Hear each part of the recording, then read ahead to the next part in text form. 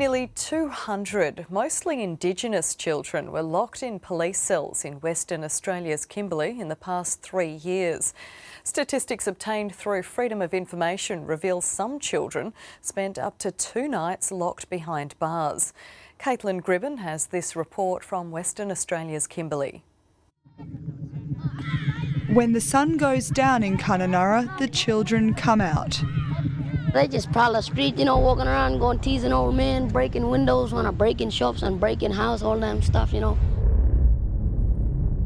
These children call themselves the Kununurra Midnight Prowlers. We steal, we go jail, we do our time. We can't show you these kids' faces, but in Kununurra there was no shortage of children who wanted to tell us their story. It was nice and comfy and cold, and I was doing colouring stuff. Were you in the lockup, were you? Yeah, I was in the lockup. This 12-year-old says he was in lockup with other children. They cried. I was sitting there watching them cry.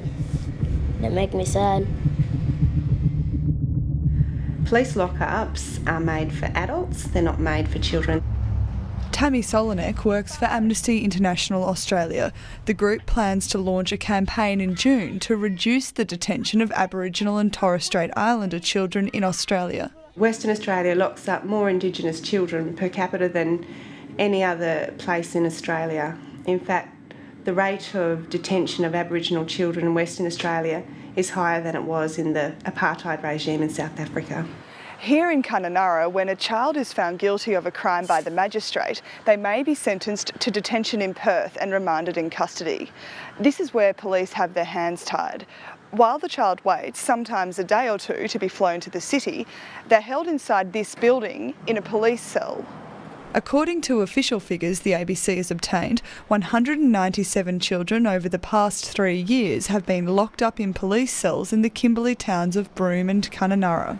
It is a pragmatic solution to a very difficult problem to resolve, where you've got very small numbers of children for very short periods of time who are at high risk to themselves and others, and for their safety and protection, this is a solution. They don't have any option other than to lock a kid up in a police cell and then send the child down to Perth. So we really need to make these alternatives to prison viable and sustainable and support them. See that seatbelt over there? Why don't you hop in the other side and start undoing that seatbelt? In Broome, one of those alternatives has been up and running for 4 years. See this little thing here? That changes the direction of which way you're going to do it. Go. The alternative education program today is helping kids learn basic mechanics to get old vehicles ready for speedway.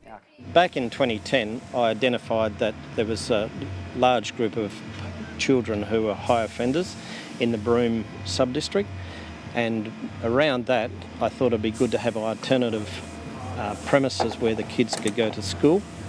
Go now push it. That's it. All right, keep going. They were identified of having committed well over 500 burglaries just in 1 year.